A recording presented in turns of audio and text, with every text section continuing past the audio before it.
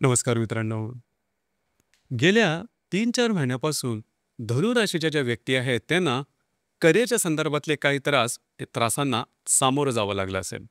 खास करून ज्या ठिकाणी तुम्ही काम करता किंवा नोकरी करता, त्या ठिकाणच्या ज्या व्यक्ती, सहकर्मी किंवा वरिष्ठ यांच्याबरोबर वादविवादाचे मतभेद तयार होणं, अशा प्रकारचे बरेचसे प्रसंग तुम्ही बघितलेले असतील. तर साधारणतः येणाऱ्या कालावधीमध्ये या संदर्भात नेमक्या ज्या गोष्टी आहेत त्या कशाप्रकारे होतील? अर्थात हे जे वादविवाद किंवा हे जे प्रॉब्लेम कॉम्प्लिकेशन्स तुमच्या कार्यक्षेत्राच्या संदर्भात तुम्हाला जाणवले होते, त्याचं मूळ कारण होतं मंगळ.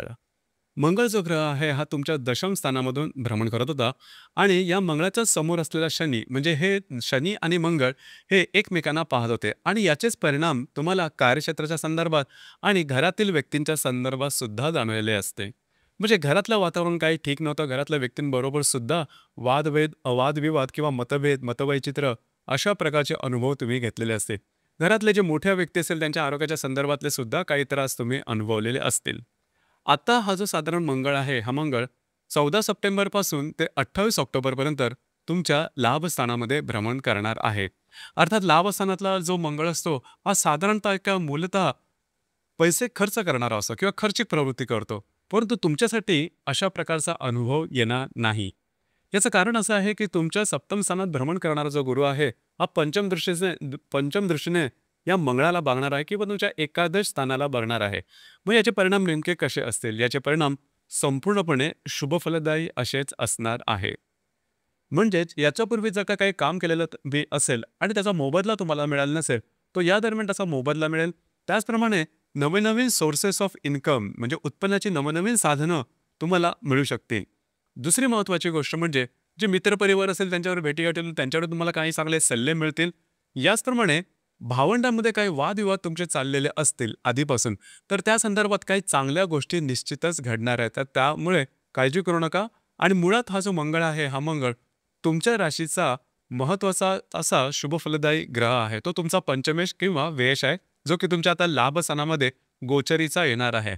दुसरी महत्त्वाची गोष्ट म्हणजे या संपूर्ण कालावधी आहे, त्या कालावधीमध्ये जे विवाहोत्सुक मंडळी आहेत, म्हणजे धनुराशीच्या ज्या व्यक्ती विवाह करू पाहतात, त्यांच्यासाठी हा कालावधी अतिशय उत्तम असणार आहे. काळजी करू नका. म्हणजे विवाह ठरणं, प्रत्यक्ष विवाह होणं, साखरपुडा किंवा एंगेजमेंट होणं, अशा प्रकारचे काय अनुभव तुम्हाला या दरम्यान निश्चितच येणार आहे.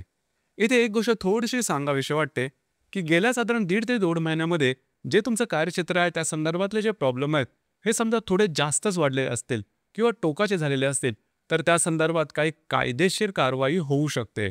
आणि ही जी कायदेशीर कारवाई तुमच्यावर, तुमच्या विरोधात ज्या गुप्त शत्रू असतील त्यांच्या कारवाईमुळे जास्त होणार आहे. तर या संपूर्ण कालावधीमध्ये थोडंसं लक्षात घेणं हे गरजेचं राहील, की जे काही तुमचं कार्यक्षेत्र आहे त्या ठिकाणी जे गुप्त शत्रू असतील त्यांच्यापासून अलर्ट राहा. लक्षात घ्या, मुळात तुमची जी रास आहे ही थोडीशी ट्रस्टवर्दी आहे. समोरच्या व्यक्तीवरती लगेचच्या लगेच विश्वास ठेवते आणि या ट्रस्टवर्दी नेचरमुळेच अशा प्रकारचे काही प्रसंग येऊ शकतील. थोडंसं अलर्ट राहा. संपूर्णपणे एखाद्यावरती किंवा समोरच्या व्यक्तीवरती विसंबून राहू नका. ही गोष्ट फार महत्त्वपूर्ण राहील. याचप्रमाणे जर का तुम्ही शेअर मार्केटमध्ये ट्रेड करत असाल, तर या कालावधीमध्ये तुम्हाला काही चांगले उत्तम लाभ मिळू शकतात. जर तुम्ही रिलेशनशिपमध्ये असाल, छोटे-मोठे चहाच्या कपातले वादळ येतील, परंतु ती नॉर्मल राहतील किंवा ते थंड होतील. फक्त इथे एकच गोष्ट आहे, की ज्या गर्भवती महिला आहेत त्यांनी मात्र स्वतःच्या आरोग्याकडे लक्ष देणं गरजेचं आहे. याचप्रमाणे संपूर्णपणे सांगायचं झालं तर धनु राशीचे जे स्त्री पुरुष आहेत त्यांनी या संपूर्ण कालावधीमध्ये स्वतःच्या आरोग्याकडे मात्र लक्ष द्यायला हवं. जर का तुम्ही आरोग्याच्या कुठल्याही समस्येने पीडित असाल, तर त्या संदर्भातले त्रास हे या दरम्यान थोडंसं डोकं वर काढू शकतील. जी मी मगाशी तुम्हाला गोष्ट सांगितली, की तुमचे जे गुप्त शत्रू असतील त्यांच्यापासून थोडंसं सावध राहणं गरजेचं राहील. बाकी जर का सांगायचं झालं, तर जो मंगळाचं जे भ्रमण तुमच्या लाभस्थानात होणार आहे, हे तुमच्यासाठी अतिशय शुभफलदायी असणार आहे. गुरुच्या सप्तमस्थ भ्रमणामुळे वैवाहिक जोडीदाराचे नातेसंबंध तुमचे अतिशय उत्तम प्रकारे सुधारणार आहेत. आणि दुसरी महत्त्वाची गोष्ट म्हणजे तुमचा मूड कॉन्फिडन्स एनर्जी, जी की तुमची महत्त्वाची अशी दौलत आहे, ती सुद्धा चांगल्या प्रकारे शाबूत राहणार आहे किंवा तुमचा मूड कॉन्फिडन्स आणि एनर्जी या संपूर्ण कालावधी दरम्यान अतिशय उत्तम असणार आहे. त्याच्यामुळे काळजी करू नका. मंगळाचं जे लाभस्थानातलं भ्रमण आहे हे तुमच्यासाठी शुभफलदायी असंच असणार आहे. धन्यवाद.